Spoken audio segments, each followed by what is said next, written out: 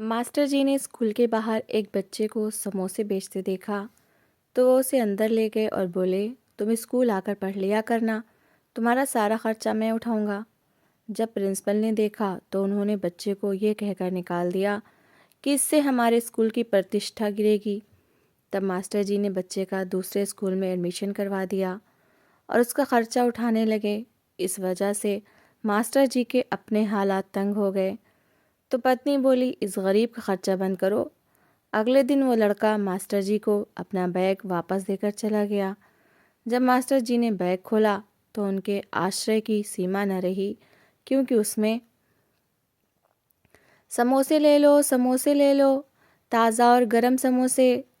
School के बाहर खड़ा वो बच्चा आने जाने वालों को समोसे लेने के लिए कह रहा था। सर्दी का मौसम था, गरम गरम भाप छोड़ते समोसे सबको अपनी ओर आकर्षित कर रहे थे। देखने वालों के मुंह में पानी आ रहा था और वो खरीदे बिना नहीं रह पा रहे थे। उसके पास कुछ पैसा जमा हो जाता तो वो शांति से स्कूल के बच्चों की तरफ देखना शुरू कर देता। उसी समय मास्टर जी ने उसकी तरफ देखा। स्कूल से छुट्टी का समय था। वो घर जाने के लिए अपनी ही गाड़ी का इंतज़ार कर रहे थे। ड्राइवर कुछ देर से आने वाला था, इसलिए उन्होंने फुर्सत से बच्चों की तरफ देखना शुरू कर दिया। वो बच्चा इस दूसरे स्कूली छात्रों की तरफ बिल देखने लगा। उनके कंधों पर लटके बस्तों को देखते हुए उसकी आंखों में एक अजीब सी अभिलाषा उतर आई थी। चेहरे पर अभाव का एहसास स्पष्ट होने लगा था। उसके चेहरे को देखते ही मास्टर जी समझ गए कि ये बच्चा मेधावी है और पढ़ना चाहता है, मगर गरीबी ने उसे अनुमति न दी। न जाने कौन सी विपत्ति आ पड़ी थी कि वो रोजी रोटी की चिंता में उलझ गया था और विद्या से वंचित रह गया था। उसके छोटे छोटे हाथ, जिनमें कभी कलम होनी चाहिए थी, आज ट्रे थामे हुए थे। उसकी उम्र खेलने कूदने की थी, मगर समय ने उसे वक्त से पहले बड़ा कर दिया था। उस दिन के बाद मास्टर जी रोज़ उस बच्चे को देखने लगे। उसका व्यवहार, उसकी नज़र, उसकी खामोशी, सब कुछ एक कहानी बयान करते थे। वो कम बोलता था, मगर उसकी आंखें बहुत कुछ कह देती थीं। जब उन्हें विश्वास हो गया कि वो बच्चा वास्तव में गरीबी की वजह से शिक्षा से दूर हो चुका है, तो उन्होंने मन में एक संकल्प कर लिया। अगले दिन वो उस बच्चे के पास चले गए। अब उनके इरादे को कर्म में बदलने का समय आ गया था। उन्होंने बच्चे को स्नेह से पुकारा और पूछा, बेटा पढ़ना चाहते हो? बच्चे ने चौंक कर उनकी तरफ देखा। उसकी आंखों में नमी तैरने लगी थी, लेकिन उसने नहीं में सिर हिलाया और धीमी आवाज़ में कहने लगा, नहीं, मैं नहीं पढ़ना चाहता। मेरे पास इतने पैसे नहीं हैं। मैं समोसे बेचकर ही अपने घर के हालात सुधारना चाहता हूँ। आप कितने समोसे लेंगे? व्यावसायिक अंदाज में उसने बात बदलने की कोशिश की। वो चाहता था कि बात वहीं समाप्त हो जाए। मास्टर जी ने स्नेह से उसका हाथ पकड़ा और कहने लगे, तुम्हारे स्कूल का सारा खर्च मैं उठाऊंगा, बस तुम्हें मन लगाकर पढ़ना होगा। बच्चे ने फिर नामे से हिलाया और बोला, मुझे दान नहीं चाहिए। मास्टर जी उसके स्वर में स्वाभिमान की मजबूत दीवार देख रहे थे। उसकी आंखों में संकल्प और आंसू दोनों जमा थे। मास्टर जी उसके स्वाभिमान से बहुत प्रभावित हुए। वो थोड़ी देर उसके चेहरे को देखते रहे, फिर कोमल स्वर में बोले, ठीक है, जब बड़े हो जाओगे और अब अच्छी नौकरी करने लगोगे तो मेरा ऋण उतार देना। उसने खामोशी से उनकी तरफ देखना शुरू कर दिया। मन के भीतर का भय थोड़ा सा पिघला, मगर संकोच बाकी रहा। आखिरकार मास्टर जी ने उसका हाथ पकड़ा और उसे स्कूल के अंदर ले गए। बच्चा बिना किसी विरोध के उनके साथ अंदर चला आया था। उसके चेहरे से प्रसन्नता झलक रही थी, लेकिन साथ साथ उसे विश्वास भी नहीं हो रहा था कि वास्तव में उसे विद्या ग्रहण करने का अवसर मिल रहा है। मास्टर जी ने उसके लिए बस्ता और किताबें खरीदी और उसका स्कूल में एडमिशन करवा दिया। उसकी शिक्षा के सारे खर्चे उन्होंने उठा लिए। वो मन ही मन ईश्वर का धन्यवाद कर रहे थे कि भगवान ने उन्हें ये पुण्य कमाने का अवसर दिया। ये एक प्राइवेट स्कूल था जहाँ पर अमीर परिवारों के बच्चे पढ़ते थे। एक छोटे से घर के बच्चे के लिए यहाँ जगह बनाना आसान न था। इस बच्चे का नाम केशव था। केशव के पास साधारण कॉपियाँ और साधारण यूनिफॉर्म थी। वो दूसरे बच्चों की तरह ब्रांडेड कपड़े नहीं पहनता था, न ही उसके पास महंगा बस्ता था, न टिफ़िन में कीमती चीज़ें होती। वो परिश्रम और लगन से पढ़ने लगा, लेकिन आधुनिक प्रवाह से अंग्रेज़ी नहीं बोल सकता था। उसे समझने में कठिनाई होती थी क्योंकि उसका परिवेश अंग्रेजी बोलने वाला न था। अगर उसे समय और प्रोत्साहन दिया जाता तो वो अवश्य सीख जाता, मगर ऐसा न हुआ। जल्द ही प्रिंसिपल के पास उसके बारे में शिकायतें पहुंच गईं कि ये बच्चा स्कूल की प्रतिष्ठा के अनुरूप नहीं है। कुछ शिक्षकों को भी समस्या महसूस होने लगी। किसी को उसकी कमज़ोर अंग्रेजी अखरती, किसी को उसका साधारण वेश। किस प्रिंसिपल ने मास्टर जी को ऑफिस में बुलाया और कठोर स्वर में कहा कि आपको ज्ञात होना चाहिए कि यहाँ कैसे बच्चों को पढ़ाया जाता है। हमारे स्कूल का स्तर गिर रहा है। अगर ऐसे बच्चे यहाँ पढ़ेंगे तो संपन्न लोग अपने बच्चों को यहाँ भेजना छोड़ देंगे। हमारे वेतन और खर्चे उन्हीं के फीसों से पूरे होते हैं। मैं अपने स्कूल की साख नहीं गिरने दूंगा, इसलिए इस बच्चे का कहीं और एडमिशन करवाएं। ये सुनकर मास्टर जी के हृदय पर चोट लगी। उन्हें एहसास हुआ कि दरिद्रता सिर्फ धन की कमी नहीं होती, ये व्यवहारों में भी नजर आती है। केशव के लिए खबर पहाड़ बनकर गिरी। वो शांत हो गया, लेकिन उसकी आंखों में एक अग्नि जल चुकी थी। अब वो रोना नहीं चाहता था। उसने चुपचाप निश्चय किया कि वो आगे बढ़कर दिखाएगा कि गरीब का बच्चा भी पढ़ सकता है, आगे बढ़ सकता है। उसने मन में ठान लिया कि वो परिश्रम करेगा, यहाँ हो या कहीं और। उसका संबंध समोसे बेचने वाले हाथों से ज़रूर है, मगर उसके स्वप्न बहुत ऊंचे हैं। मास्टर जी को केशव के साथ एक अजीब सा अपनापन हो चुका था। वो हर हाल में उसका भला चाहते थे। उन्होंने कभी उससे ये नहीं पूछा था कि वो कौन है, क्या करता है, कहाँ से आया है, उसके माता पिता कहाँ हैं। वो पढ़ने के बजाय जीविका की चिंता में क्यों उलझा है। वो बस उसे पढ़ाना चाहते थे, उसके भविष्य को अंधकारमय होने से बचाना चाहते थे। उन्हें ऐसा लगता था जैसे केशव उनकी जिम्मेदारी हो, मानो ईश्वर ने उसे सौंप दिया हो। मास्टर जी ने केशव का एडमिशन दूसरे स्कूल में करा दिया। वहाँ पर केशव ने मन लगाकर परिश्रम करना शुरू कर दिया। वो समय पर स्कूल जाता, वापस आकर होमवर्क करता और रात को देर तक जागकर पढ़ता रहता। उसके मन में ये भय भी था कि अगर उसने पढ़ाई में ढील दी तो मास्टर जी उससे नाराज़ हो जाएंगे, उसकी मेहनत व्यर्थ हो जाएगी, उसका जीवन फिर से मजदूरी और भूख के अंधेरों में जा गिरेगा। इसी डर ने उसे और अधिक गंभीर बना दिया था। मगर यही एक और संकट आना बाकी था। मास्टर जी स्वयं एक प्राइवेट स्कूल में शिक्षक थे। उनकी आय इतनी नहीं थी कि एक अतिरिक्त खर्च सहन कर सकें। जिस स्कूल में वो खुद पढ़ाते थे और जिस स्कूल से केशव को निकाला गया था, वहाँ उसकी फीस नहीं देनी पड़ती थी। शिक्षकों के बच्चे वहाँ निःशुल्क पढ़ा करते थे। उन्हें सिर्फ कॉपी, पेंसिल और दूसरी छोटी मोटी चीज़ों के खर्चे उठाने पड़ते थे। मगर अब मामला अलग था। इस नए स्कूल में केशव की फीस भी देनी पड़ती थी। किताबें, कॉपियाँ, यूनिफॉर्म और जूते, सब कुछ नए सिरे से लेना पड़ा। साथ ही आने जाने का किराया भी शामिल हो गया। इस तरह घर के खर्च में अचानक बहुत वृद्धि हो गई थी। मास्टर जी की पत्नी कोई संतोषी स्वभाव की महिला नहीं थी। पहले भी खर्च को लेकर उनका मास्टर जी से अक्सर झगड़ा रहता था। अब तो ये तकरार गंभीर रूप ले चुकी थी। उन्हें पता चल गया था कि मास्टर जी केशव का सारा खर्च खुद उठा रहे हैं। वो रोज़ाना घर में कोहराम मचा देती थीं।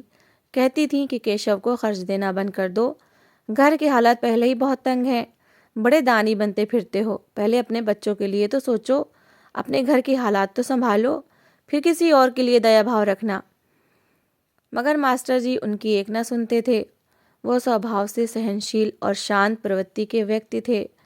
पत्नी की कड़वी बातों का कोई उत्तर नहीं देते थे। वो चुपचाप उनकी बातें सुनते रहते और अंदर ही अंदर प्रभु से शक्ति मांगते। उन्हें विश्वास था कि जो काम धर्म और ईश्वर की प्रसन्नता के लिए हो, उसमें ज़रूर सहायता मिलती है। वो सोचते कि अगर आज केशव की सहायता न की गई तो वो हमेशा के लिए अज्ञानता और दरिद्रता के अंधेरों में खो जाएगा। इस विचार से ही वो खुद को पीछे हटाने से रोक लेते। केशव भी ये सब कुछ महसूस करता था।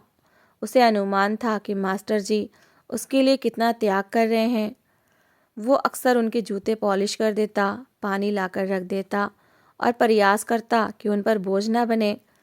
उसके मन में मास्टर जी के लिए पिता जैसा आदर पैदा हो चुका था। वो प्रार्थना करता कि भगवान उन्हें लंबी उम्र दे। उसे ये भी डर रहता कि कहीं मास्टर जी की पत्नी की नाराज़गी बढ़कर कोई बड़ी बाधा न बन जाए, मगर इसके बावजूद वो साहस नहीं हारता था। वो बस ये सोचता था कि अगर वो कुछ बन गया तो सब कठिनाइयाँ आसान हो जाएंगी। उसके अंदर एक मौन संकल्प जगह बना चुका था कि वो पढ़कर ज़रूर आगे बढ़ेगा, चाहे रास्ते में कितनी ही बाधाएं क्यों ना हो। घर के अंदर आज पहले से कुछ ज़्यादा सन्नाटा था। शाम ढल रही थी, लेकिन घर के माहौल में रोशनी की बजाय एक अजीब सा तनाव फैला हुआ था। मास्टर जी के माथे पर पसीना था, हालांकि मौसम सर्द था।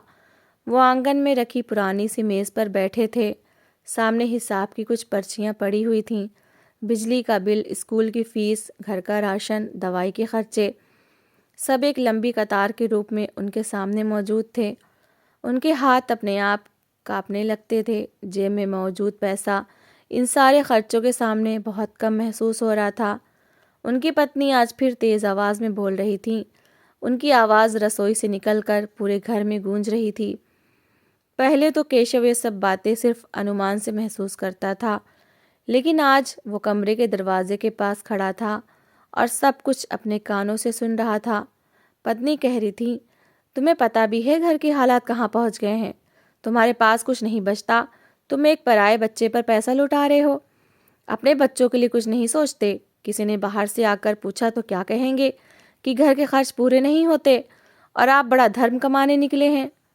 मास्टर जी ने धीमे से उत्तर दिया, ईश्वर ने अगर मेरे हाथों से किसी के भाग्य का द्वार खुलवाया है तो मैं इसे बंद कैसे कर दूं?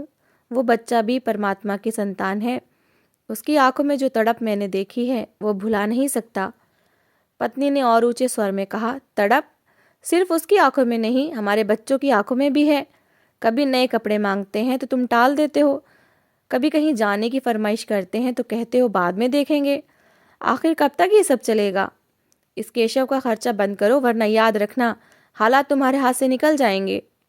ये शब्द बंद करो तीर की तरह वातावरण में गूंजे और केशव के हृदय तक जा लगे। उसकी सांस जैसे रुक गई हो। आज पहली बार उसने पूरी तीव्रता से महसूस किया कि उसकी वजह से इस घर में कलह जन्म ले रही है। वो बैठा नहीं रहा, खामोशी से अपने कमरे में गया। वहाँ उसका बस्ता था, पड़ा था। वो बस्ता जो मास्टर जी ने प्यार से दिलवाया था। उसने इस बस्ते पर हाथ फेरा जैसे विदा कह रहा हो। उसके मस्तिष्क में कितनी ही तस्वीरें एक साथ उभर आईं। पहला दिन जब वो समोसे बेच रहा था, मास्टर जी की आवाज़, उनका स्नेह, उनका विश्वास, फिर स्कूल, बस्ता, किताबें। पहली बार गुरुजी कहकर उसने किसी को पुकारा था। वो सब यादें उसके दिल में धड़कने लगीं। उसकी आंखें भर आईं, मगर वो रोया नहीं। उसने चुपचाप बस्ता उठाया, अंदर कॉपी किताबें संभाली, एक पर्ची भी रखी, फिर धीरे से दरवाजे की तरफ बढ़ गया। इधर कमरे में बहस अभी जारी थी। पत्नी कह रही थी, मैं तंग आ चुकी हूँ, या तो घर संभालो या इस पराये के लिए घर वालों को बलिदान करते रहो। तुम चुप रहकर कोई हल नहीं निकाल सकते। मास्टर जी ने गहरी सांस ली और बस इतना कहा कि ऊपर वाला देख रहा है, वो मन की स्थिति जानता है। पत्नी ने कड़वाहट से उत्तर दिया, हाँ ठीक है कहा आपने, भगवान देख रहा है, मगर बाजार वाले किराया माफ़ नहीं करते, दुकानदार उधार नहीं देते। उसी क्षण दरवाजे पर हल्की सी दस्तक हुई। दोनों चौंक गए। दरवाज़ा खुला और सामने केशव खड़ा था। आंखों में नमी थी, मगर चेहरे पर अजीब सी दृढ़ता भी थी। उसने दोनों को शांति से देखा। बस्ते का पट्टा उसके कंधे से नीचे सरक रहा था। उसने धीमी आवाज़ में कहा, मास्टर जी, मुझे आपसे एक बात करनी है। पत्नी ने गुस्से से मुंह मोड़ लिया। मास्टर जी जल्दी से उठे और उसके पास आए। बोले, हाँ बेटा बताओ, क्या बात है? केशव ने बस्ता उनके सामने रखा और धीरे से बोला, क्षमा करना मास्टर जी, मैं अब और नहीं पढ़ सकता। आपके घर की कठिनाई मेरी अंतरात्मा सहन नहीं कर पा रही। मैं आप पर बोझ नहीं बनना चाहता। मास्टर जी के चेहरे का रंग उड़ गया था। उन्होंने केशव के कंधे पर हाथ रखा और कहा, बेटा, ये बोझ नहीं, पुण्य है। तुम पढ़ोगे तो मुझे शांति मिलेगी। ये सब क्षणिक कठिनाइयाँ हैं, ईश्वर सब अच्छा करेगा। मगर केशव ने सिर हिलाया और कहा, नहीं मास्टर जी, जब मैंने आपकी और माँ जी की बातें सुनी तो मुझे सब समझ आ गया। मैं अगर रहूँगा तो आपके बीच और झगड़े बढ़ेंगे। मैं नहीं चाहता कि मेरी वजह से आपके घर में अशांति हो। पत्नी ये सुनकर कुछ लज्जित भी हुई, मगर अहंकार ने जुबान बंद कर दी। मास्टर जी ने लगभग विनती करते हुए कहा, बेटा ऐसा मत करो। मैंने तुम्हें पढ़ाने का वचन दिया है, ये धर्म के नाम पर है। तुम अगर चले गए तो मुझे बहुत दुख होगा। मैंने तुम में अपना बेटा देखा है। केशव की आंखों से एक आंसू टूट कर गिरा, लेकिन उसने चेहरा मोड़ लिया ताकि मास्टर जी ना देख सकें। उसने धीमी आवाज़ में कहा, मैं भी आपको अपने पिता जैसा समझता हूँ, इसलिए जा रहा हूँ ताकि आपको और कष्ट ना हो।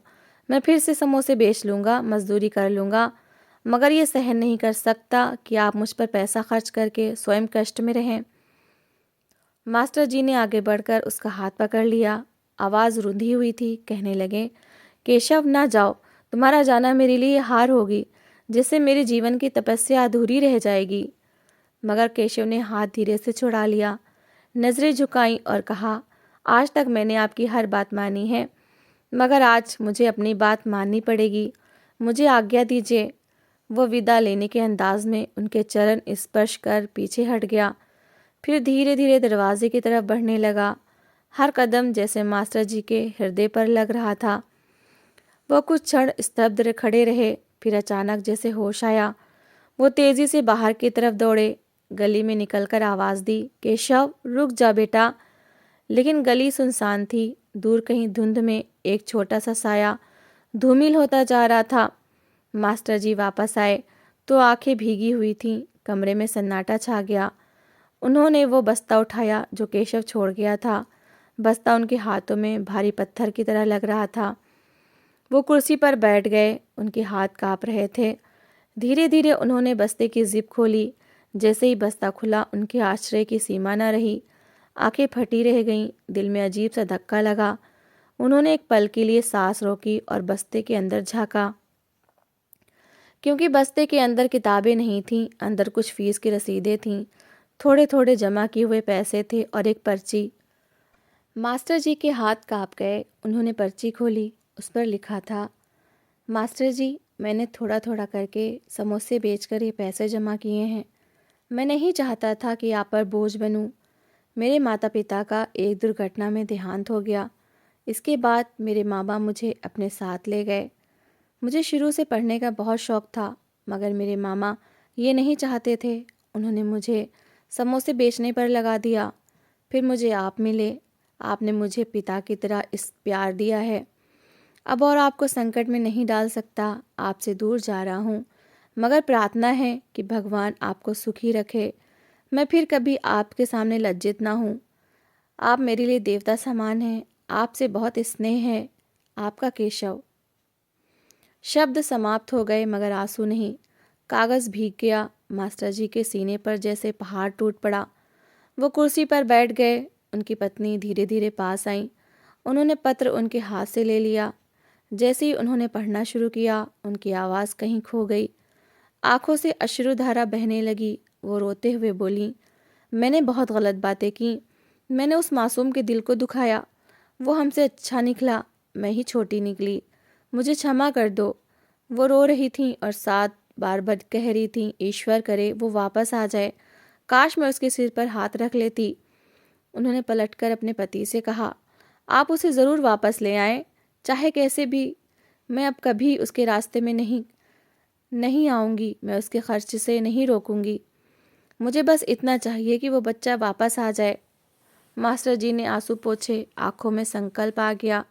उन्होंने शॉल ओढ़ी और घर से निकल पड़े। गलियां छान डाली, वही जगह जहां कभी केशव समोसे बेचता था। हर दुकानदार से पूछा, हर चौराहे पर नज़र दौड़ाई। शाम रात में बदल गई, मगर कदम न रुके। आखिरकार एक नुक्कड़ पर वही छोटा सा स्टॉल नज़र आया। एक दुबला पतला लड़का ट्रे लिए खड़ा था। वो केशव था। उसे देखते ही मास्टर जी का गला भर आया। उन्होंने आवाज़ दी, केशव बेटा। केशव चौंक कर पलटा। आंखों में हैरत, खुशी और डर सब जमा हो गए। मास्टर जी ने आगे बढ़कर उसे गले से लगा लिया। दोनों की आंखें भीगी थीं। मास्टर जी बोले, बेटा घर वापस चलो, मैं तुम्हें लेने आया हूँ। तुम कहीं नहीं जाओगे, तुम मेरे बच्चे हो। केशव ने कांपती आवाज़ में कहा, मास्टर जी आपके घर में मेरी वजह से कलह होती है, मैं बोझ बन रहा हूँ। मास्टर जी ने उसके चेहरे को दोनों हाथों में लेकर कहा, आज मेरी पत्नी ने भी तुमसे क्षमा मांगी है। उन्होंने भी तुम्हें अपना बेटा मान लिया है। अब तुम हमारे साथ ही रहोगे। बोझ नहीं हो तुम, हमारे भाग्य का प्रकाश हो। केशव के आंसू बह निकले। उसने मौन स्वीकृति में सिर हिला दिया। वो घर लौटे। पत्नी ने दरवाज़ा खोला। जैसे ही उन्होंने केशव को देखा, वह उसके पास बैठ गईं। रोते हुए बोली, मुझे माफ़ कर दो बेटा, मैंने तुम्हें कष्ट दिया। तुम मुझे माँ कहोगे ना? केशव ने घबराकर उन्हें उठाया और धीरे से कहा, आप मुझे ना भी कहें फिर भी मैं आपको माताजी ही कहूँगा। उस रात घर में लड़ाई नहीं हुई, मौन कृतज्ञता व्यक्त हुई, मगर कोई चमत्कार तुरंत नहीं हुआ। न अगले दिन अचानक धन वर्षा हुई, न कष्ट फौरन ख़त्म हुए। रोज़ के खर्चे फिर भी कठिन रहे। मास्टर जी दोबारा मेहनत करते रहे। पत्नी संतोष सीखने लगी। केशव पढ़ता भी रहा और शाम को थोड़ा काम भी करता ताकि हाथ बटा सके। समय धीरे धीरे बदलने लगा। कठिनाइयाँ साथ चलती रहीं, लेकिन अब घर में स्नेह भी साथ चलने लगा। केशव ने मन लगाकर पढ़ाई जारी रखी। उसके अंक बेहतर होने लगे। शिक्षक उसे पहचानने लगे। मोहल्ले वाले उसे ईर्ष्या और गर्व से देखने लगे कि यही समोसे बेचने वाला लड़का अब सबसे आगे निकल रहा है। साल बीतते गए। केशव बड़ा हो गया। शिक्षा पूर्ण की, परिश्रम किया, नौकरी मिली। वेतन शायद बहुत ज़्यादा न था, मगर ईमानदारी का था और मेहनत से कमाया गया था। उसने अपनी पहली तनख्वाह का लिफाफा मास्टर जी के हाथ में दिया और मुस्कुराकर बोला, अब मेरा समय है ऋण उतारने का। मास्टर जी की आंखों में आंसू आ गए, मगर इस बार ये आंसू दुख के नहीं थे, बल्कि संतोष और खुशी के थे। घर में खुशहाली आई, मगर धीरे धीरे, जैसे सुबह की किरण धीरे धीरे अंधेरे को हटाती है, इस प्रकार इस कहानी ने ये सिखा दिया कि पुण्य अपना रास्ता ज़रूर बनाता है। बस धैर्य चाहिए, साहस चाहिए और मन की पवित्रता चाहिए।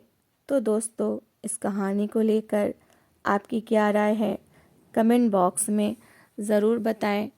और अगर आपको हमारी आज की कहानी अच्छी लगी हो तो प्लीज़ इसे लाइक ज़रूर करें। अगर आपने अभी तक हमारे चैनल को सब्सक्राइब नहीं किया तो ज़रूर कर लीजिए। तो मिलते हैं ऐसी ही एक और मोटिवेशनल कहानी के साथ। Thanks for watching.